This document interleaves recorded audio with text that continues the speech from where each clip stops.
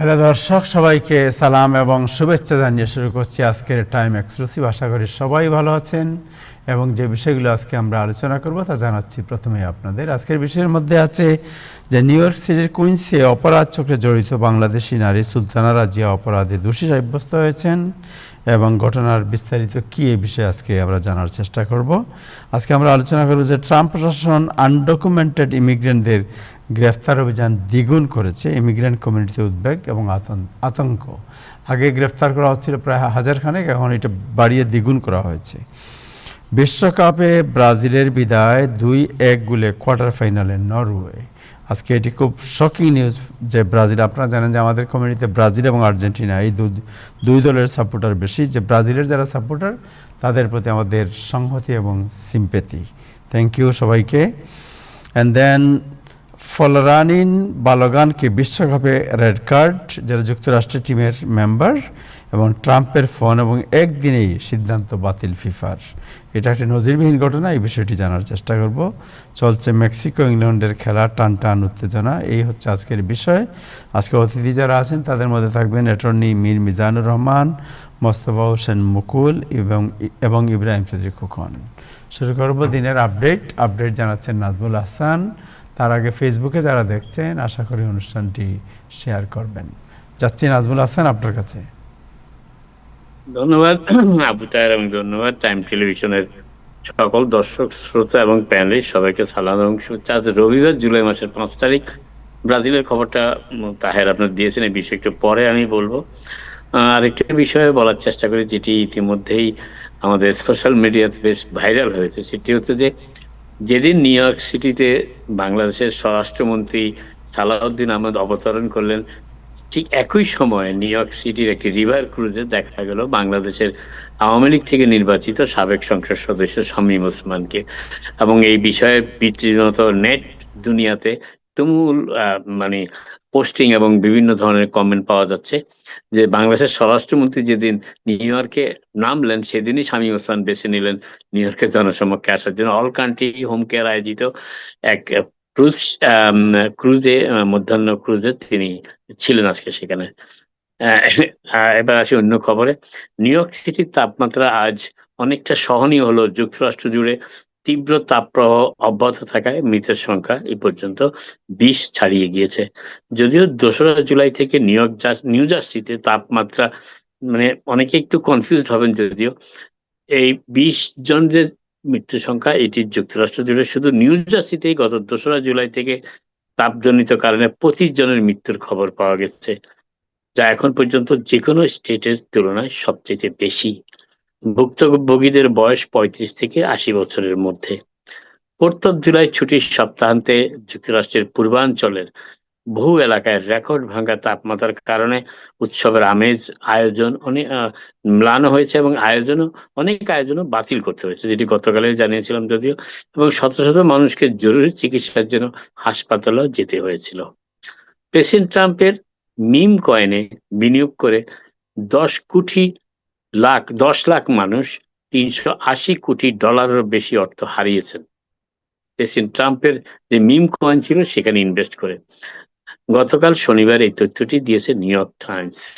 এই পরিসংখ্যানগুলো cryptocurrency analytics প্রতিষ্ঠান Nelson থেকে নেওয়া এবং প্রতিষ্ঠানটি সম্প্রতি জুন মাসের শেষ পর্যন্ত প্রেসিডেন্ট ট্রাম্প কর্তৃক মেম কয়েন থেকে হওয়া লোকসান বিষয়ক প্রতিবেদনটি প্রকাশ করেছে।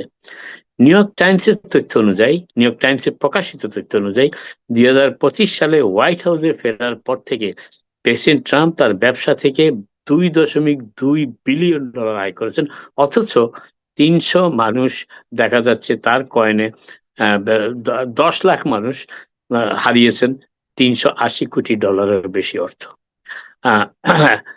এবং তিনি তার শপথ গ্রহণের 3 দিন আগে স্টাম্প স্টাম্প নামক এই মেম কয়েনটি উন্মোচন করেছিলেন এবং মানুষ দিশে আরোহে সেই কয়েনটি কিনে এখন ভুক্তভোগী হয়েছেন অনেক টাকার অর্থ লোকসান দিয়ে। প্রেসিডেন্ট ডোনাল্ড ট্রাম্প আশা প্রকাশ করেছেন যে মেয়াদ শেষে তিনি কাতার সরকারের দেওয়া $400 মিলিয়ন মূল্যের সদ্য সজ্জিত এয়ারফোর্স ওয়ান বিমানটি তার প্রেসিডেন্সিয়াল লাইব্রেরিতে রাখবেন। কিন্তু কংগ্রেসের ডেমোক্র্যাটদের সমর্থন থেকে শুরু করে বিমানটিকে কোনো ভবনে ঢুকানোর শারীরিক জটিলতা, ফিজিক্যাল লিমিটেশন যেটাকে আমরা বলি, এত বড় একটা বিমান একটা দালানের ভিতরে ঢুকানোর ব্যাপারটি আসলে নানা বাধার সম্মুখীন হতে পারেন তিনি। গত মার্চ মাসে প্রেসিডেন্ট ট্রাম্প মায়ামিতে নির্মিতব্য তার ভবিষ্যৎ প্রেসিডেন্সিয়াল লাইব্রেরি এবং সম্ভাব্য হোটেলের ডিজিটাল নকশা প্রদর্শন করেন, এবং যেখানে তিনি একটি সোনালী স্কেলেটরের পাশে লবিতে বিলাসবহুল বোয়িং 747-8 বিমানটিকে পার্ক করা অবস্থায় দেখানো হয়েছিল। বিতর্কিতভাবে উপহার হিসেবে গ্রহণ করা এই বিমানটি তার মেয়াদ শেষ হওয়ার পর প্রেসিডেন্সিয়াল লাইব্রেরিতে স্থানান্তরিত হবে বলে আশাও করা হচ্ছে।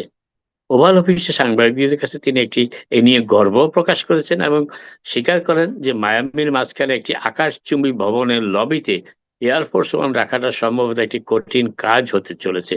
কাঠামোগত বাধাগুলো অতিক্রম করতে হয়তো কিছুটা সৃজনশীল চিন্তা ভাবনার প্রয়োজন হতে পারে, তবে প্রেসিডেন্টকে সবার আগে নিশ্চিত করতে হবে যে তিনি বাস্তবে বিমানটি নিজের দখলে রাখতে পারবেন।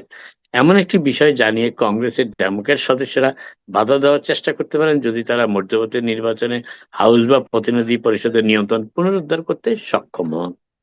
আজ রবিবার ওয়াল স্ট্রিট জার্নালে প্রকাশিত এক প্রতিবেদনে এই তথ্য জানানো হয়েছে। ভারতীয় ধনকুবের আদানি, যার বাংলাদেশে পাওয়ার গ্রিডের ব্যবসা রয়েছে, সেই আদানির বিরুদ্ধে অভিযোগ প্রত্যাহারের সিদ্ধান্তের পক্ষে অবস্থান নিয়েছে ট্রাম্প প্রশাসনের ডিপার্টমেন্ট অফ জাস্টিস বা বিচার বিভাগ। বিচার বিভাগের এক কর্মকর্তা জানিয়েছেন, যুক্তরাষ্ট্রের $10 বিলিয়ন বিনিয়োগের যে প্রস্তাব গৌতম আদানি দিয়েছিলেন, তার কারণে তার বিরুদ্ধে দায়ের করা ঘুষ সংক্রান্ত মামলাটি বাতিলের সিদ্ধান্ত নেওয়া হয়নি। যদিও তবে গতকাল শনিবার দাখিল করা একটি চিঠিতে বিচার বিভাগ ডিপার্টমেন্ট অফ জাস্টিসের প্রধান সহযোগী ডেপুটি অ্যাটর্নি জেনারেল ট্রেন্ট ম্যাককটার বিভাগের সিদ্ধান্তের পক্ষে যুক্তিও তুলে ধরেছেন। সরকারের এই পদক্ষেপের বিষয়ে ব্যাখ্যা চেয়ে একজন ফেডারেল বিচারক নির্দেশ দেওয়ার পর তিনি এই চিঠিটি দিয়েছিলেন। ম্যাককন্টার অভিযোগ করেন যে বিভাগের ভেতরে কিছু ব্যক্তি মামলাটি সম্পর্কে গণমাধ্যমের কাছে তথ্য ফাঁস করেছেন এবং অনৈতিক আচরণও করেছেন। গত মে মাসে নিউ ইয়র্ক টাইমস জানিয়েছিল যে আদানির আইনজীবী Robert J Giuffra junior department of জাস্টিসের কর্মকর্তাদের সাথে বৈঠক করে মামলাটি কেন প্রত্যাহার করা উচিত সেই যুক্তিও দিয়েছিলেন। সে বিষয়ে তিনি দাবি করেছিলেন যে সরকারি কৌশলীদের কাছে প্রয়োজনীয় প্রাথমিক প্রমাণই ছিল না আদানির বিরুদ্ধে ঘুষের মামলা দায়ের করার জন্য, এবং এক পর্যায়ে সেই কৌশলী বলেন, আদানির কৌশলী, যে অভিযোগগুলো প্রত্যাহার করে আদানি যুক্তরাষ্ট্রে $10 বিলিয়ন বিনিয়োগ করতে পারেন এবং হাজার হাজার লোকের কর্মসংস্থান সৃষ্টি হবে এতে। ট্রাম্প প্রশাসনের জাস্টিস ডিপার্টমেন্টের এক সিনিয়র কর্মকর্তা ম্যাককন্টার এমন একটি প্রস্তাবের বিষয়টি স্বীকার করে নিল, অর্থাৎ প্রস্তাবটি দেওয়া হয়েছে, তিনি সেটা স্বীকার করেছেন যদিও, তবে ফৌজদারি মামলাটি বন্ধ করার সিদ্ধান্তটি ওই প্রস্তাব আসার আগেই নেওয়া হয়েছিল বলে তিনি জানিয়েছেন। শিকাগো শহরে 4th অফ জুলাই উদযাপনের সময় আকাশে ডেল্টা এয়ারলাইন্সের একটি বিমানের সাথে উঁচুতে ওঠা আতশবাজি সংঘর্ষের ঘটনা ঘটেছে এবং এর ফলে একটি মারাত্মক বিমান দুর্ঘটনা থেকে রক্ষা পাওয়া গেছে। শনিবার রাতে শিকাগোর মিডওয়ে আন্তর্জাতিক বিমানবন্দরে অবতরণের ঠিক আগে ডেল্টা ফ্লাইট 1076-এর পাইলট এয়ার ট্রাফিক কন্ট্রোলারদের জানান যে বিমানটির নিচে নামার সময় একটি আতশবাজি সেটিকে আঘাত করেছে। লাইভ এটিসি নেটের অনলাইনে প্রকাশিত একটি অডিও রেকর্ডিং এ পাইলট জানান যে তিনি বিমানে বড় ধরনের একটি শব্দ বা আঘাত অনুভব করেছিলেন। রেকর্ডিং অনুযায়ী বিমানটি যখন 200 থেকে 250 ফুট উচ্চতায় উঠছিল তখনই এই দুর্ঘটনাটি ঘটে, মাত্র কয়েক সেকেন্ডের দূরত্বে রানওয়ে থেকে। এবং গতকাল নিউ ইয়র্ক সিটিতেও আতশবাজির সময় ব্রুকলিন ব্রিজের একটি স্প্যানে আগুন লেগে গিয়েছিল। গতকাল 4 জুলাই নিউ ইয়র্ক সিটির কনি আইল্যান্ডে গোলাগুলির ঘটনায় 8 জন আহত হয়েছেন।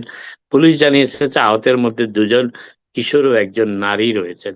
ওই নারীর অবস্থা আশঙ্কাজনক। পৃথক আরেকটি ঘটনায় এক গোয়েন্দা পুলিশ গুলিবিদ্ধ হলেও বুলেট প্রুফ ভেস্টের কারণে তিনি রক্ষা পেলেন। এটি ঘটেছে ব্রুকলিনে ক্রাউন হাইটস এলাকায়। আরেকটি বিষয়ে বলার চেষ্টা করছি, সেটি হচ্ছে যে খেলাধুলার খবরে যাওয়ার আগে সেটি হচ্ছে যে গতকাল শনিবার রাতে ব্রঙ্কস, এটি নিউ ইয়র্কে খুব সচরাচর ঘটনা, যদিও শনিবার রাতে ব্রঙ্কসের নাম্বার 4 ট্রেন 4 নম্বর ট্রেনটি সাবওয়ে ট্রেনের একটি বগির উপর একটি গাছ উপড়ে পড়ে এবং এতে ট্রেনের চালক আহত হন এবং ওই লাইনের একটি অংশের সার্ভিস সাময়িকভাবে বন্ধ রাখা হয়। এমটি এর তথ্য অনুযায়ী নর্থ বাউন্ড নম্বর 4 ট্রেনটি যখন রাত 8:30টার দিকে 161st স্ট্রিট ইয়াংকি স্টেডিয়াম স্টেশনের দিকে এগিয়ে আসছিল, ঠিক তখনই গাছটি পড়ে গিয়ে এক গাড়ির যে কন্ডাক্টর, নারী কন্ডাক্টরকে আহত করে এবং পরবর্তীতে অবশ্য তাকে হাসপাতালে নেওয়া হয়। তিনি আশঙ্কামুক্ত রয়েছিলেন এবং পরবর্তীতে বেশ কয়েক ঘন্টা পর সেখানকার সব ৪, ৫, ৬ ব্রঙ্কসের যে ট্রেনগুলো ৪, ৫, ৬ সার্ভিস পূর্ণ মাত্রায় সচল রয়েছে এখন। এবার আসি বিশ্বকাপ ফুটবলের আজকের অত্যন্ত ফুটবল ইতিহাসের অন্যতম একটি আপসেট ঘটনা। সেটি হচ্ছে যে ম্যাচের শেষ লগ্নে ২টি গোল করে নরওয়েকে প্রথমবারের মতো বিশ্বকাপের কোয়ার্টার ফাইনালে পৌঁছে দিলেন তাদেরই ক্যাপ্টেন আর্লিং হ্যালান্ড। ২-১ ব্যবধানের এই জয়ের ফলে ১৯৯০ সালের পর টুর্নামেন্ট থেকে সবচেয়ে দ্রুততম সময়ে বিদায় নিতে হলো ৫ বারের বিশ্ব চ্যাম্পিয়ন ব্রাজিলকে। নিউ জার্সির ম্যাটলাইফ স্টেডিয়ামে ম্যাচের ৭৯তম মিনিটে আন্দ্রেয়াস শ্যালরুপের বাম প্রান্তের ক্রস থেকে গোল করে অচল অবস্থা ভাঙেন হ্যালান্ড, অর্থাৎ ১০০ গোলে এগিয়ে যায় নরওয়ে। এবং এরপর ৯০তম মিনিটে জোরালো, অর্থাৎ খেলার একেবারে নিয়মিত সময়ের শেষ মিনিটে জোরালো নিচু শটে খুব দ্রুত এবং গতিসম্পন্ন শটে জালে জড়িয়ে দলের জয় নিশ্চিত করতে দ্বিতীয় গোলটি করেন লেল্যান্ড। এরপর অবশ্য একটি পেনাল্টি দেওয়া হয়। অতিরিক্ত সময়ের প্রায় ১০ মিনিট অতিরিক্ত সময় পাওয়া গিয়েছিল এবং ১০ মিনিটের মধ্যে ৯ মিনিটের মাথায় একটি পেনাল্টি শট পায় ব্রাজিল এবং সেখান থেকে নেইমার গোলটি করেন পেনাল্টি শটে এবং চূড়ান্ত ফলাফল গিয়ে দাঁড়ায় ২-১-এ। ম্যানচেস্টার সিটি স্ট্রাইকার লেল্যান্ড এখন গোল্ডেন বুট জয়ের লড়াইয়ে লিওনেল মেসি ও ফ্রান্সের কিলিয়ান এমবাপের পাশে এসে দাঁড়িয়েছেন ৭ গোল করে, এবং এই তিনজনেরই গোল সংখ্যা ৭ সমান। ১৯৩৮ ও ১৯৯৮ সালে বিশ্বকাপের শেষ ১৬ লড়াইয়ে পরাজিত হওয়া নরওয়ে সেমিফাইনালে ওঠার লড়াইয়ে মেক্সিকো অথবা ইংল্যান্ডের মুখোমুখি হবে। দুই দল, মেক্সিকো এবং ইংল্যান্ডের খেলা ৯টার সময় শুরু হওয়ার কথা। আমি খেলা চলাকালীন যদি আপডেট থাকে আমি আপনাদের জানাবো। এদিকে যুক্তরাষ্ট্রের জাতীয় দলের তারকা ফ্লোরিন বালগুনোর লাল কার্ডের কারণে পাওয়া নিষেধাজ্ঞার বিষয়টি পুনর্বিবেচনা করার অনুরোধ জানিয়ে ফিফা সভাপতির সঙ্গে কথা বলেছিলেন ট্রাম্প, এবং ফিফা শেষ পর্যন্ত প্রেসিডেন্ট ট্রাম্পের অনুরোধ রক্ষা করে সবাইকে চমকে দিয়ে আজ ঘোষণা দিয়েছে যে বেলজিয়ামের বিপক্ষে আগামীকাল সোমবারের মরণপণ ম্যাচে তিনি খেলতে পারবেন, যেটি সাধারণত ফিফা কখনো করে না। আপাতত এখানে শেষ করি, আবার আপনাদের সাথে কথা হবে। আপনারা সবাই ভালো থাকেন। Thank you so much. আপনার এই নিউজের সাথে আরেকটি জিনিস বলতে চাই, নিউ টাইম যেটা করছে ফিফা প্রেসিডেন্ট উড শুনতে পাচ্ছেন নাজমুল ভাই? শুনতে পাচ্ছি। FIFA president wooed Trump with gift and flattery for years. হ্যাঁ, এটা একটু আগে আমি দেখেছি নিউজটা। ওইটা তো অনেকদিন ধরে ওদের দুজনের খুব মধুর সম্পর্ক। আচ্ছা, আপনি একটু আগে যেটা বললেন যে আমাদের স্বরাষ্ট্রমন্ত্রী এসেছেন এবং আমাদের শামীম ওসমান সাহেব উনি এখন নিউ ইয়র্কে আজকে ক্রুজে ছিলেন। এটা কিসের ক্রুজ ছিল আপনার? এইটা অল কান্ট্রি হোম কেয়ারের ক্রুজ ছিল, আচ্ছা, এবং মূলত সিনিয়র সিটিজেনদের ক্রুজ, এবং এটা বিনামূল্যের ক্রুজ। অল কান্ট্রি হোম কেয়ারের ওনারা গেস্ট হিসেবে আমন্ত্রণ জানিয়েছিলেন বোধহয়? এই বিষয়টা নিশ্চিত হওয়া যায়নি আমন্ত্রণ, তবে আমন্ত্রণ ছাড়া তো উনি আরো যাবে না, এখানে নিশ্চয়ই আমন্ত্রণ জানানো হয়েছে। আমন্ত্রণ করা হয়েছে, আমন্ত্রণ জানানো হয়েছে। ভিডিওটা দেখতে পাচ্ছেন আপনি নিশ্চয়ই? ভিডিওটা আমরা দেখতে পাচ্ছি। হ্যাঁ, আমন্ত্রণ জানানো হয়েছে। তবে আমি যতটুকু শুনেছি যে অল কান্ট্রি হোম কেয়ারের মালিকানার সাথে যারা জড়িত তাদের অনেকেই কেউ যুক্তরাষ্ট্রে আওয়ামী লীগের রাজনীতির সাথে সম্পৃক্ত এবং পরিচিত। আচ্ছা, আমরা দেখতে পাচ্ছি ভিডিওতে শামীম ওসমান সাহেব। তবে সেখানে একটি ঘটনা ঘটেছে আয়োজকদের উপরে। সেখানকার কিছু যারা ক্রুজে গিয়েছিলেন তারা বেশ চেঁচামেচি করেছেন সেখানে, যতটুকু আমি শুনেছি। এবং এক পর্যায়ে পরিস্থিতি শান্ত করার জন্য শিপের একেবারে ৩য় তলায় গিয়ে আয়োজকদের পক্ষ থেকে ক্ষমা চাওয়া হয়েছে। যে অনেকেই বলেছিল যে এটি এটি এই ধরনের ক্রুজে হলে তারা আসতেন না। সেখানে একটা বাক বিতণ্ডা হয় তুমুল, এবং এক পর্যায়ে তারা আয়োজকদের পক্ষ থেকে একজন গিয়ে ক্ষমা প্রার্থনা করেন এবং পরের পরিস্থিতি শান্ত হয়। সেই সময়টাতে শামীম ওসমান জাহাজের নিচের তলাতেই ছিলেন। এবং এটা এই বিতর্কের সূত্রপাত কি নিয়ে তা জানেন? সেটা এখন আমি শুনিনি। এটা আমার সাথে জনাব মনিরুজ্জামান চৌধুরীর সাথে কথা হয়েছিল। উনি বললেন যে ডক্টর মাসুদুর রহমান, ওনাকে দেখেছেন একটা ভিডিওতে, উনি ওইখানে একটা বক্তৃতার সময় আওয়ামী লীগের রাজনীতির একটি স্লোগান উনি উচ্চারণ করেছিলেন। ওইটা নিয়ে মাসুদুর রহমান না, Masudul Hasan. Masudul Hasan, right, doctor Masudul Hasan, right. আপনি আবার মাসুদুর রহমানকে দিয়ে উনাকে আবার বিব্রত করিয়ে দেন। না না, ডক্টর মাসুদুল হাসান উনি এবং ডাক্তার মাসুদুল হাসান এই অল কান্ট্রি হোম কেয়ারের মানে ওদের অনেকগুলি ব্যবসা, তো একটা ব্যবসার সাথে উনি সম্পৃক্ত, সেটা আমি জানি। আচ্ছা, সো উনি বোধহয় ওইখানে রাজনৈতিক বক্তব্য দেওয়ার কারণেই ওইখানে মানে যারা বিরোধী ছিলেন তারা বোধহয় এটার প্রতিবাদ করেছেন, এটা নিয়ে গণ্ডগোলের সূত্রপাত হয়েছিল। যাই হোক, আমরা দেখি আমাদের স্বরাষ্ট্রমন্ত্রী যে আসছিলেন, এই ভিডিওটা একটু দেখি। স্বরাষ্ট্রমন্ত্রী সাহেব যে জেএফকেতে এসে নামতেছেন, হ্যাঁ আপনি যেটা বললেন, এই যে জেএফকেতে আমরা দেখতে পাচ্ছি উনি এসে নেমেছেন, বিএনপি নেতাকর্মীরা সাথে আছেন, গিয়াস আহমেদ সাহেবকে দেখতে পাচ্ছি আমরা, তারপরে মোস্তফা কামাল পাশা বাবুল বুদে আছেন দেখতে পাচ্ছি।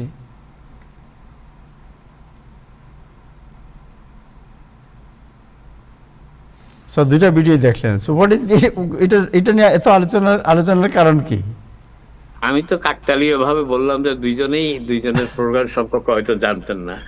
আমি ওসমান আজকের দিনটাকে বেছে নিলেন প্রকাশ্যে আসার জন্য ক্রুজের মাধ্যমে, এবং এটা একটা সিম্বলিক দৃষ্টিও আছে। কিন্তু যদি আপনারা দেখেন, আমার মনে হয় আপনার টাইম টেলিভিশনের ছবিটা পোস্ট করছেন প্রথমে, সেটি হচ্ছে যে স্ট্যাচু অফ লিবার্টির পাশে শামীম ওসমানকে দেখা যাচ্ছে।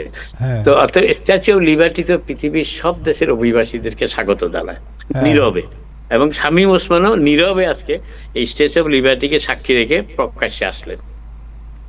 উনি তো আমরা জানতাম দুবাইতে উনি অবস্থান করছেন। না, উনার তো আমেরিকার, যতটুকু আমি জানি উনি সিটিজেনশিপ নিয়েছেন কিনা আমি শিওর না, তবে উনি যুক্তরাষ্ট্রের স্থায়ী বাসিন্দা দীর্ঘদিন থেকে, এটা আমি জানি।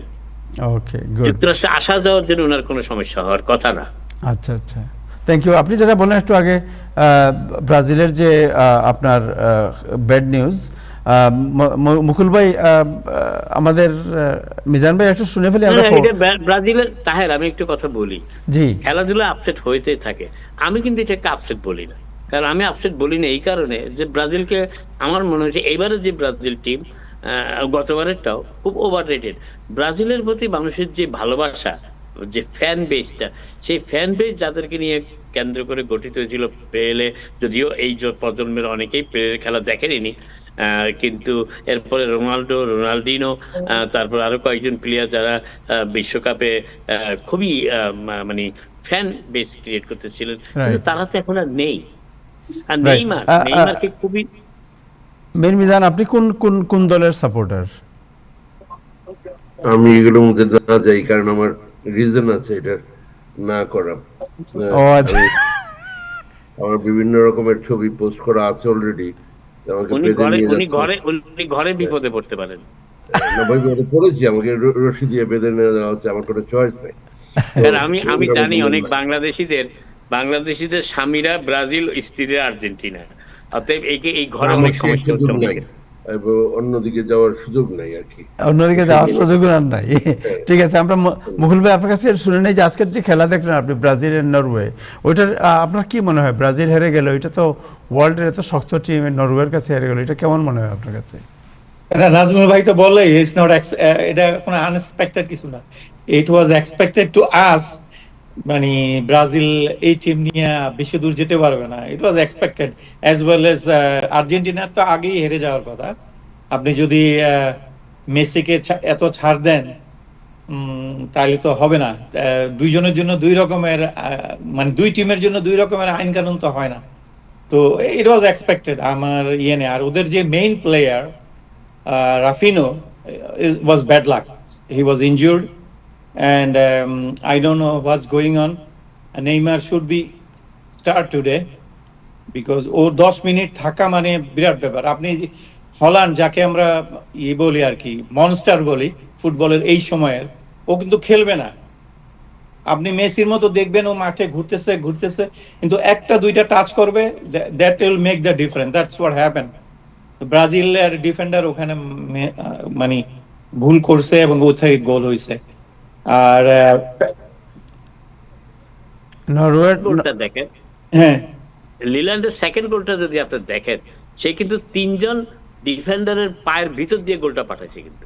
এক্স্যাক্টলি দ্যাট ওয়াই আমি সেই যে ডিফেন্ডারের দুইটা মানে তো এই ভুল তো আপনি এই সব ম্যাচে এই ভুল করতে পারবেন না। ফার্স্ট গোলটা যে হেডে দিল, দুইটা ডিফেন্ডার পিছনে দাঁড়ানো, ওরা দেখতেছে, আরে ওর মাথায় বল লাগলে অটোমেটিক গোল। একজন ডিফেন্ডার আপনি দেখছেন কিনা আমি জানি না, মুকুল ভাই খেয়াল করছি, তার 2 পায়ের মাঝখান দিয়ে বলটা চলে যাওয়ার পর সে 4 পায়ে দিয়ে বলটা চলে গেছে। বলের স্পিডটা কত দেখেন। আর আপনি যে লেল্যান্ডের কথা বললেন, মেসির কথা বললেন, এমবাপির কথা বললেন, এমবাপি যদিও সারা মাঠ জুড়ে খেলার চেষ্টা করে, he is a different type of player ভাই। কিন্তু আমি যে কথাটা বলার চেষ্টা করছি, যে কোনো ফুটবল টিমে 2 জন ভালো ডিফেন্ডার এবং 2 জন স্ট্রাইকার লাগবে 11 জনের ভিতরে, এবং একজন গোলকিপার। এই 5 জন কিন্তু খুব ইম্পর্টেন্ট একটা ফুটবল টিমের জন্য। এদিক থেকে দেখেন যে আজকে আমরা যে এই পর্যন্ত যে খেলাগুলো দেখলাম, তাতে মেসি যে শটগুলো নিচ্ছে সো পাওয়ারফুল এবং সো পয়েন্টেড শট, এবং লিল্যান্ড পয়েন্টেড শট। কিন্তু নেইমার আজকে দেখেন, তাও যদিও নেইমারকে খুব কম সময়ের জন্য নামানো হয়েছে, কেন এটা হয়েছে সেটাও আমি জানি না। কিন্তু এখনকার গোল যেভাবে খেলা হচ্ছে, মুকুল ভাই আপনারা যে সময় খেলতেন আর এখনকার যে সময় খেলতেন, আপনাদের সময়কার একটা উদাহরণ আপনাকে দেই আমি। যখন সালাউদ্দিন, বাংলাদেশের মানুষের কেন এত ক্রেজ সালাউদ্দিনকে নিয়ে? কারণ সে বাম পা নিয়ে বল বাম দিকে অথবা মাঠের ডান দিকে এমন ভাবে দৌড়িয়ে ডিফেন্ডারকে ভেদ করে গোলের সামনে ডি বক্সের বাইরে থেকে শট নিতে পারতো কর্নারে। সেইটা হলো ফুটবলের নান্দনিক দর্শনীয় জিনিস। সেই জিনিসটা এখন আমরা দেখছি। আজকে লিল্যান্ডের গোলটা দেখেন, one of the best goal so far. Right, তাদের গোলকিপার, যে এই গোলকিপারও কিন্তু সেদিন মানে প্রায় 4টা গোল একটা গোল শিওর বাঁচাইছে, একটা goal sure, it has to be a goal, কিন্তু হাতের মুঠা দিয়ে সে বলটা বাইরে ফেলে দিয়েছে। Right, that's right, thank you so much. না তো আমাদের যেটা আমি বলতে চাচ্ছিলাম আর কি, যে আমি মনে করি আর কি যে এই সময় ফ্রান্স এই যে আউটস্ট্যান্ডিং ফুটবল খেলতেছে। আপনি 1-11, you cannot make one single person different than others. Everybody is contributing as well as USA. But politicsটা Nazmul ভাই আপনারা ভালো বুঝবেন, যেহেতু রাজনীতি, ফুটবলটারে এমন ভাগে ভাগ করা হয়েছে বিশ্বকাপকে, ফাইন্যান্সিয়াল এন্ড টেকনোলজি দুইভাবে, মানে এমন ভাবে সেট আপ করা হয়েছে দুই দিকে। ও মাই, আমার ওস্তাদ আইসা পড়ছে, উনি তো আবার ধইরা বসবে আমারে। এমন ভাবে বিজনেস মানে করা হয়েছে যে দর্শক, ব্রাজিল যদি আরো আগে আমাদের হিসাবে আরো আগে আউট হওয়ার কথা, আর্জেন্টিনার আউট হওয়ার কথা, বাট ফাইন্যান্সিয়ালি ইব্রাহিম ভাইরা কিন্তু অনেক মানে ক্ষতিগ্রস্ত হবেন। তো ও অনেক দিক বিবেচনা করে আর্জেন্টিনা এখনো টিকে আছে। I don't know what will happen on Tuesday quarter final, right? I don't think so they can go too far. Thank you so much. ওই দিনের খেলার মূল জিনিসটা হচ্ছে যে আমি মনে করি আর্জেন্টিনার যে স্ট্র্যাটেজিটা হইতে পারে টু ফেস, সেটা হচ্ছে যে তারা মেসিকে এমন সব পজিশনে লোকেশনে রাখবে যে সে যাতে গোলে ডি বক্সের বাইরে থেকে শট নেওয়ার অবস্থায় থাকে। ভাই যেই টিমগুলি এখন খেলবে দে নোজ, এবং ওই ডিফেন্ডারগুলি কিন্তু আপনি যদি মরক্কোর সাথে খেলা দেখেন, unfortunately Morocco is one of the contender, Morocco and France. So one team is going out from there, Spain and Portugal, one team is going out there. ওইদিকে আর্জেন্টিনার সাথে খেলবে কে আপনার কি সুইজারল্যান্ড আর আরেকটা টিম, ছোট টিম। তো ওদের কিন্তু সেমিফাইনালে ফাইনালে যাওয়ার রাস্তা কিন্তু পুরো ক্লিয়ার। আপনি ইউএসএ কে দিলেন এইদিকে, আমি I don't know, but hopefully semifinal USA and France খেলবে, আমি I hope. Thank you so much, thank you, আপনাকে অনেক ধন্যবাদ। বাট আজকের result is not unexpected, it was expected, it just what happened. Thank you, অনেক ধন্যবাদ। ভালো থাকেন, খেলা দেখি। ইব্রাহিম ভাই আরেকদিন কথা বলবো আপনার সাথে। জি, আপনাদের জমজমাট আর দুইজন লোকের নাম শুনলাম রাজনীতিবিদ, আমি ফলো করি, আমি রাজনীতি করি না, বাট ইন্টারেস্টিং নিউজ যে দুইজন লোক দুই দিকের আজকে নিউ ইয়র্কে পা রাখছেন। আমাদের অনেক প্লেয়াররা আছেন এই মুহূর্তে, বাট কাউকে সময় দেওয়া যাচ্ছে না। বাট আপনারা আলাপ করেন, পরের দিনে আরেকদিন পলিটিক্স জি আলোচনা। জি, থ্যাংক ইউ Okay. আপনাকে অনেক তো ধন্যবাদ। ইব্রাহিম জি। চৌধুরী আজকে খুব খুশি হওয়ার দিন, কারণ প্রেসিডেন্ট ট্রাম্প পৃথিবীর সবচেয়ে ক্ষমতাশালী ব্যক্তি, সেটা তিনি আবার আজকে প্রমাণ করলেন। হ্যাঁ, আজকে এমনকি প্রমাণ করে স্পোর্টসও রেড তার- কার্ডকে স্পোর্টসও তার ছাদা ইন্টারভিউ বানিয়ে দেয়। দিয়ে না না না না, আমি এটা প্রোটেস্ট করি ভাই। That red card was not a red card, that was it cannot be, a referee can avoid it, মানে ওটা ফাউল হইছে, but it cannot be a red card right the way. That was a mistake. President না তাহের না, সাহেব, মুকুল ভাই, তাহের মুকুল ভাই, জি। আমি ওই প্রশ্নে বলি নাই। মুকুল ভাই, আমি ওই প্রশ্নে বলি রেড কার্ড রাইট আর রং, ওই প্রশ্নে আমি বলি নাই। আমি বলছি ফিফার ডিসিশনটা সাধারণত খুব কম ইনস্ট্যান্সই আছে যে ফিফার ডিসিশন চেঞ্জ করে আপনি গিভেন।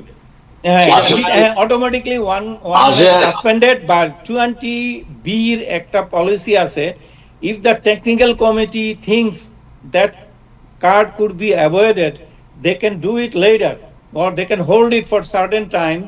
So তুমি যদি এরপরে এই যে সেম জিনিস করতে থাকো, that will be imposed again, or তুমি যদি তোমার নরমাল খেলাটা খেলতে থাকো, it can be avoided. So কিন্তু মুকুল ভাই, it's a মুকুল ভাই, half and half. things was not that easy, যেটার জন্য হোয়াইট হাউস থেকে সরাসরি অ্যাটর্নিরা ইনিশিয়েট করতে হয়েছে, যেখানে হোয়াইট হাউস ইনভলভ হয়েছে। আসুন আজকের এই স্বাধীনতা দিবসের প্রাক্কালে এই মহান দেশের প্রেসিডেন্ট, একজন প্রেসিডেন্ট এভাবেই হওয়া উচিত, তার দেশের পক্ষে দাঁড়াবে, জনগণের পক্ষে দাঁড়াবে, ফিফাকে বাধ্য না, করছে। এই জায়গায় আমি এই জায়গায় আপনার সাথে আরেকটু তর্ক করব যে Solid politics example আমরা of a leader. কোনোদিন খেলার সাথে মিলাবো না। আমরা খেলাকে আমরা politics এর আমাদের সাথে সব মিলিয়ে সময় লাভ মাঠে নাই। নামার সময় একটা স্লোগান থাকতো, sports is free. Trump is আমরা ফ্রি রাখি ট্রাম্প, স্পোর্টস সবকিছু। Is sports. Okay. Alright, Thank you so much. মুকুল ভাই, জি। মুকুল ভাই, আমি একটা কথা বলি, স্পোর্টস মানে স্পিরিট কি? ডিফিটটা গ্রেসের সাথে মেনে নাও। Any Absolutely. ডিসিশন That's, গ্রেসের সাথে মেনে নাও। uh, এটা হচ্ছে স্পোর্টসম্যানের স্পিরিট, সেটা কিন্তু এই ক্ষেত্রে মিসিং। আমি মনে করি কি নাজমুল ভাই, ওই কার্ডটা অ্যাভয়েড করা যাইতো, এবং আই ডোন্ট নো এটা what is the reason behind. কারণ অনেকেই আমাদের মতো মনে করতেছে যে USA is playing after long time, USA is playing as a team, they can go, I mean as far as semifinal, what I see. So I don't know, lot of politics might be Mukul ভাই, যুক্তরাষ্ট্র এবার ফাইনালে যাবে। শুনেন, এই প্রেসিডেন্টের সময় only বাধা ফ্রান্স ভাই, সব অনলি জায়গায়- বাধা হলো ফ্রান্স। সব জায়গায় এই ফ্রান্স ব্রান্স এরা কি আবার আমাদের যুক্তরাষ্ট্রে খেলতে আসতেছে। Alright, okay, let's see what happened. Let's see what happened. Win আমাদের সব ক্ষেত্রে জয় লাভ করতে হবে। অলরাইট, থ্যাংক এটাই ইউ, হলো কথা। Thanks, thank you. ঠিক আছে, ভালো থাকবেন, যাই। ইনশাআল্লাহ কথা হবে। তাই সাহেব, এগুলো শুনে আপনার কি মানে, আপনি কি রাগ করছেন, রাগ করতেছেন? না না, আমি আমাদের মীর মিজান ভাইয়ের সাথে কথা বলবো। উনি অনেক দূর থেকে আমার সাথে জয়েন করেছেন। ওনার বক্তব্যটা শুনি, তারপরে আপনার সাথে আমি কথা বলবো। মিজান ভাই, আপনি কি শুনতে পাচ্ছেন? জি, শুনতে পাচ্ছি। আপনি শুনতে পাচ্ছেন? আপনি তো আমাদের সাথে রাগ করেন নাই তো? না না, কি বলেন? আমরা আচ্ছা, কাজের থ্যাংক ইউ মধ্যে সো আছি, মাচ আপনার আমি- জয়েনিং করার জন্য। আমি জানতে চাই যে আমাদের মহান প্রেসিডেন্ট যাকে বলা হয় কোট আনকোট, ওনার যে অবস্থান, ওনার যে আপনার দৃষ্টিভঙ্গি towards the people who are living in this country. So আগে উনি বলছেন যে আমি প্রথমে তো নির্বাচনের সময় উনি বলেছিলেন যে উনি আপনার গণ অভিযান চালাবেন। এই গণ অভিযানের মাত্রা তিনি বাড়িয়ে দিয়েছেন এবং নিউ ইয়র্ক টাইমস এটার উপর রিপোর্ট করেছে। What is your observation and how it will affect the community and what kind of precaution we need? আমাদের সতর্কতা, কি ধরনের সতর্কতা প্রয়োজন? আমি যেটা বলে নিউ ইয়র্কেই থাকি, আর মানে শহরে বা শহরের বাইরে এই সময় আমি এখন আলবেনিতে থাকি। যেখানেই থাকি না কেন, আমার সাথে তো ন্যাচারালি মানে যাদেরই আছে তারা ড্রাইভিং লাইসেন্স রাখে। তো তারপরেও আরেকটা জিনিস আমি রাখি, একটা পাসপোর্ট কার্ড। হ্যাঁ, তো যাদেরই এটা আছে, কারণ পাসপোর্টটা রাখা অনেক সময় একটু বিব্রতকর একটা অবস্থা, একটু সাইজটার ব্যাপারে, সাইজটার কারণে। তো পাসপোর্ট কার্ডটা আপনারা কাইন্ডলি সাথে রাখবেন। আমরা কি মানে প্রতিনিয়ত বলে যাচ্ছি ট্রাম্প আসলো, আইস আসলো, কিন্তু এটার জন্য যে প্রিকশনস নেওয়াটা এটা নাই আমাদের মধ্যে। হ্যাঁ, এরকম ঘটনা বেশ কয়েকবার বলেছি, তারপরে আবার বলছি। হ্যাঁ, যে বেড়াতে গেছেন, ভদ্রলোক মিলিটারিতে চাকরি করে, আপস্টেটে গেছেন, তার আত্মীয় স্বজন সেখানে নিয়ে গেছেন, সেনা ক্যান্টনমেন্ট ঘুরে দেখাবেন। সেখানে যাকে নিয়ে গেছেন ওনার ঠিকই আছে, ড্রাইভিং লাইসেন্স আছে, কিন্তু ইমিগ্রেশনের কাগজপত্র নাই। হ্যাঁ, যে ওনার একটা ওয়ার্ক পারমিটও আছে, তো ওনাকে ধরে রেখে দিচ্ছে। তো এই যে বিষয়গুলো, এগুলো একটু খেয়াল করা উচিত। খালি আমরা চিন্তা করি ট্রাম্প কি করলো, কি ওই যে কি যে বলে আইস কি করলো, আমরা কি করছি সেটা একটু দেখেন। হ্যাঁ, আমি অনুরোধ করব আপনারা যারা মিডিয়া কর্মীরা আছেন তারা যদি এটা একটু, যারা এখানে নেতৃবৃন্দ আছে তাদেরকে বলে এই ধরনের অ্যাওয়ারনেস প্রোগ্রাম করানো যায়। হ্যাঁ, যে আমাদের দিক থেকে আমাদের কি করার আছে, হ্যাঁ, সেটা বোধহয় খুবই গুরুত্বপূর্ণ। এই জন্য যে হ্যাঁ অবস্থাটা, এবং এটা তো ঠিক না যে যখনই আস্তে আস্তে সবকিছু এরকমের কঠিন থেকে কঠিনতর হচ্ছে। সেই আপনারা জানেন একই কথা বারবার চলে আসে যে যখন ওবামা সাহেব পাওয়ারে আসলেন সেই সময় পর্যন্ত এই ইতিহাসে যত ধরনের ডিপোর্টেশন হয়েছিল তার থেকে সবচেয়ে বেশি হয়েছে ওনার সময়। তো এগুলো আস্তে আস্তে বাড়ছে। তারপর বাইডেন সাহেব আসলেন, প্রথম দিকে অনেক লোকজন আসলো, কিন্তু তার সময় এমন এক ভয়ঙ্কর একটা মানে রুল করা হলো যেটা আইনের সাথে সাংঘর্ষিক। এবং তারপরও ইভেন ফেডারেল ডিস্ট্রিক্ট কোর্টে এটা যখন বাতিল হয়ে গেল, তারপরে ওনারা আবার আপিল করে একটা যে স্টে অর্ডার নিয়ে নিলেন, সেটা ওনার সময় এটা তোলা হয় নাই, এখনো চলছে না। হ্যাঁ, সেটা কি একটা অত্যন্ত ভয়ঙ্কর জিনিস। আমেরিকা সবসময় ছিল ল্যান্ড অফ ফ্রিডম। হ্যাঁ, আপনি যদি নিজ ভূমে বা অন্য কোনো ভূখণ্ডে আপনি অত্যাচারিত হন, আপনি এখানে এসে আপনি প্রোটেকশন নিতে পারেন। তারপরে আপনি ফ্রড কিনা আপনারটা কারেক্ট কিনা সেটা অফিসাররা দেখবেন, কোর্ট দেখবে, সেটার ব্যাপার আছে। কিন্তু কথা হচ্ছে অ্যাটলিস্ট আপনি এই ব্যাপারটা সংবিধানে আছে, আইনে আছে, কিন্তু আপনি হঠাৎ করে এটা দিয়ে দিলেন যারা সাউদার্ন বর্ডার দিয়ে, নর্দার্ন বর্ডারও না, সাউদার্ন বর্ডার দিয়ে ইলিগালি ঢুকবেন, তারা অ্যাসাইলামের জন্য আপনার হবে না, কি যেন বলে, এলিজিবলই হবে না, মানে অ্যাপ্লাই করতে পারবেন না। তো এই যদি অবস্থা হয়, হ্যাঁ, এবং এগুলো তো ট্রাম্প সাহেব নতুন করেন না। মানে মোট কথা হচ্ছে ট্রাম্পের পক্ষে বিপক্ষের ব্যাপার না, ব্যাপারটা হচ্ছে যে এটা শুধু এই আমলে বা বর্তমান সিচুয়েশন না, এটা আগের থেকে চলে আসছে। ফলে আমাদেরকে যেটা করা দরকার সেটা হচ্ছে যে আমরা নিজেদের রক্ষা করার জন্য কি কি করতে পারি। আমাদের অনেকেরই এখানে মোটামুটি কাগজপত্র আছে, যে কিছু না কিছু একটা পেন্ডিং কিছু একটা আছে। হ্যাঁ, ইভেন যদি আপনি বেড়াতে এসে থাকেন, 6 মাস ধরে থাকবেন, আপনার পাসপোর্টে তো আছেই, তাছাড়া অনলাইনে I-94 কাগজটা বের করা যায়, আগে পাসপোর্টের সাথে স্টেপল করে দিত। তো ওই জিনিসটা একটু পকেটে রাখেন। হ্যাঁ, কখন আপনি ফোনের থেকে এটা বের করবেন ততক্ষণে বলবো আগে গাড়িতে উঠো, তারপর একটা পরে দেখা যাবে। তো এই যে একটা অবস্থা, এগুলোর জন্য আমার মনে হয় যে হ্যাঁ, আপনি তো অলরেডি বললেনই যে অবস্থাটা খারাপ। হ্যাঁ, নিউ ইয়র্ক টাইমসে এসেছে, এটা নিউ ইয়র্ক টাইমস পড়তে হবে কেন? আমাদের এই যে পত্রিকাগুলো আছে, আপনার পত্রিকা আছে, অন্যদের পত্রিকা আছে, টেলিভিশন আছে, আমরা এগুলো শুনি। হ্যাঁ, কিন্তু কথাটা হচ্ছে যে এর কারণে আমাদের নিজেদের কি করার আছে এটা যদি একটু কাইন্ডলি আমরা চিন্তা করে দেখি এবং ওই ব্যাপারে ব্যবস্থা নেই, তাহলে বোধহয় ক্ষতি হবে না, ভালোই হবে। হ্যাঁ, হয়তো এরকমের একটা পাসপোর্ট নিয়ে ঘোরাটা, একটা ওয়ার্ক পারমিট নিয়ে ঘোরাটা বিব্রতকর লাগতে পারে। হ্যাঁ, এখানে বহুজনই আছে, আবার তাদের আরো অনেক অন্য ধরনের সিচুয়েশন আছে, বহু বছর ধরে এখানে আছেন, মানুষের জানে সিরিজেন, আপনি বিরাট নেতা, এরকম বহু কিছু আছে। পরে দেখা গেল যে উনি এক সিচুয়েশনে পড়ে গেলেন। তো যাদেরই যা ব্যবস্থা করা দরকার সেই জিনিসটা তারা, এবং তোমরা জানেন এটা কি করতে হবে। হ্যাঁ, এটা বারবার বলা হয়েছে, এবং ওনারা জানে, ওনাদের যে লয়াররা তারাও বলেছেন, অন্য লয়ারের কাছে বেড়াতে গেছেন, মানে বেড়াতেই গিয়েছেন বলতে হয়, কারণ ওনারা আসেন টাকা পয়সা দিয়ে কনসালটেশন করেন, কি ব্যাপার আপনার কাগজপত্র কই, না আমি তো আজকে জাস্ট কথা বলতে আসছি। আপনি কথা বলতে মানে কি, মানে কি মানে এটা কি ধরনের কথাবার্তা? আপনি একটা কাজে যাচ্ছেন, আপনি সুটকেসে করে আপনার যত কাগজপত্র আছে সব নিয়ে আসবেন। অ্যাটলিস্ট আপনার এলিয়েন নাম্বার কিছুই জানলেন না, আপনি আজকে নাকি কথা বলতে আসছেন। এই কথাটা তো আপনার তো একটা মিনিং আছে, তো আপনার কাজে আসেন।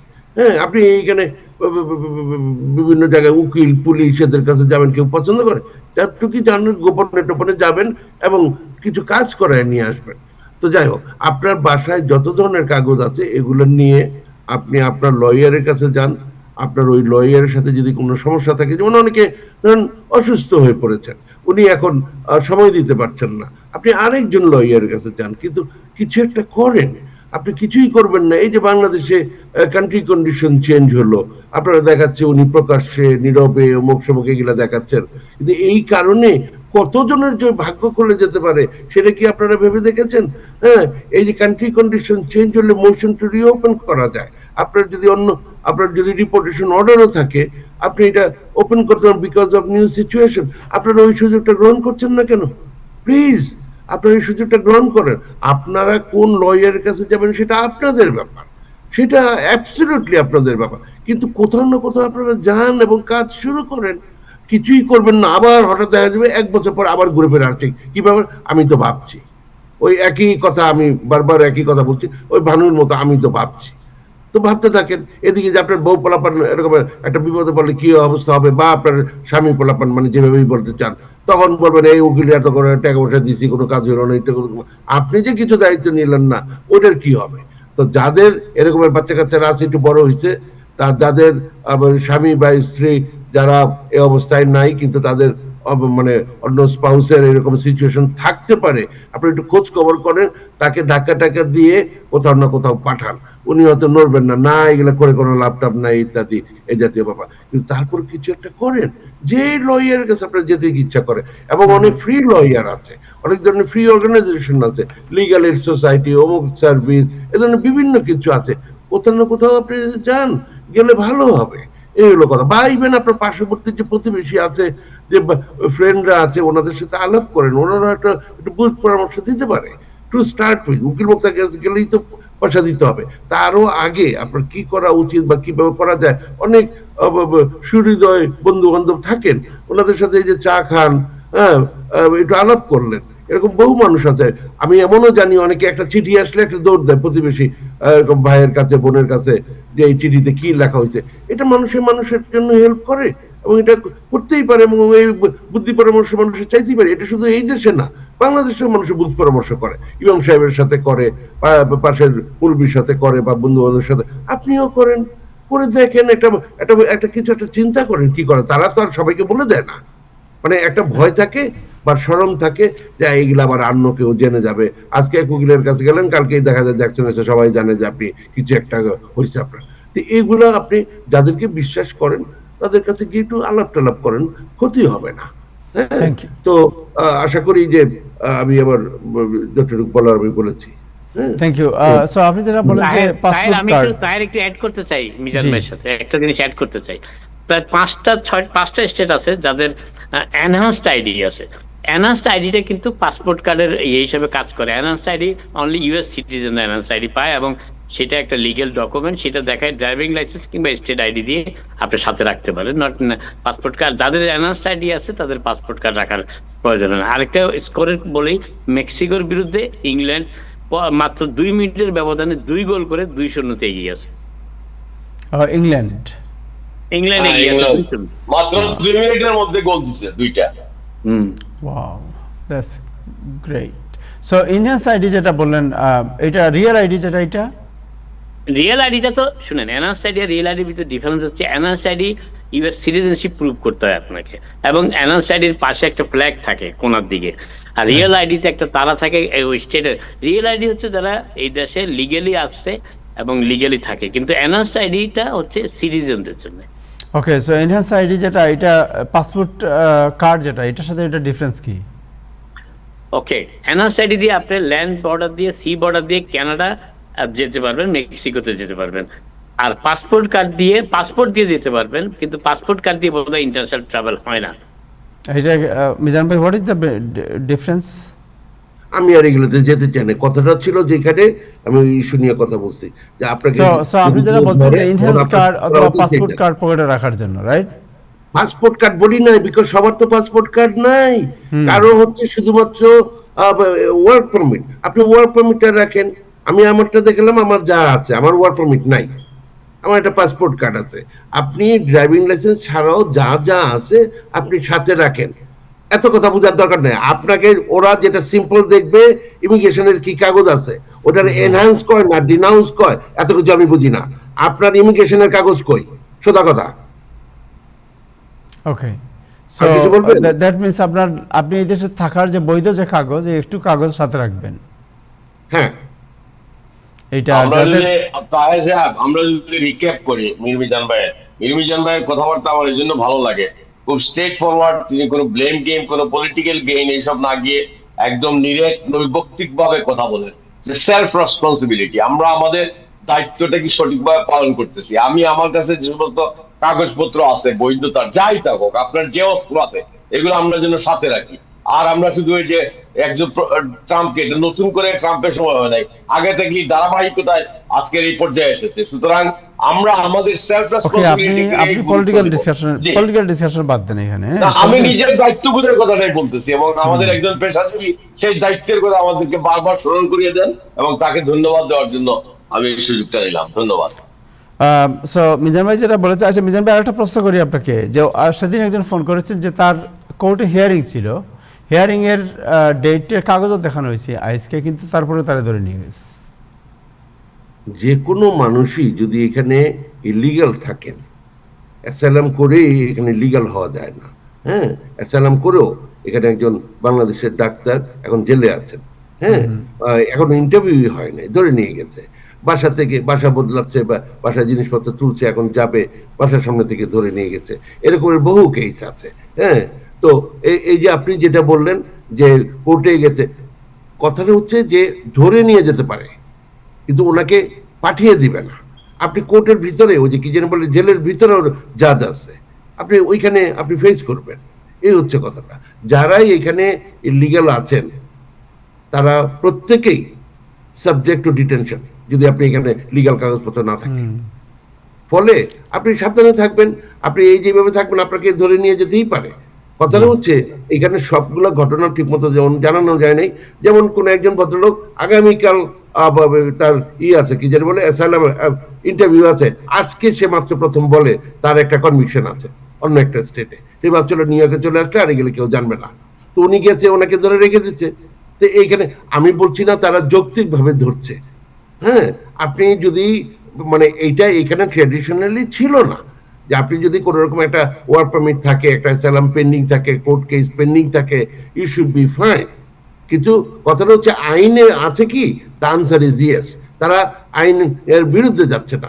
কিছুদিন আগে তো এই আজকেও দেখলাম যে কনভিকশন হয়ে গেছে, এক জাজ, রেগুলার অন্য কেসের জাজ, উনি সামহাও তাকে ওই আইন সামনে দিয়ে গিয়ে ধরলে তাকে পিছন দিক দিয়ে পার করে দিয়েছে। এই ধরনের একটা হেল্প করেছে। মানে অ্যাকচুয়াল কি কি করেছে সেটা আমি বলতে চাই না, কিন্তু হেল্প করেছে। এর ফলে উনি কনভিক্টেড হয়ে গেছেন। জাজ, সিটিং জাজ, 40 বছর ধরে অ্যাটর্নি ছিল, 9 বছর ধরে জাজ ছিল, সব শেষ হয়ে গেছে। তো মানে আপনি ওইখানে ওনার কোনো ডিপোর্টেশন অর্ডার নাই, উনি একটা অন্য কেসে হাজিরা দিতে গিয়েছেন, ওইখান থেকে তারা ধরে নিয়ে যাবে। এই যে বিষয়গুলো, এগুলা আইনগতভাবে সবসময় ছিল, এখনো আছে।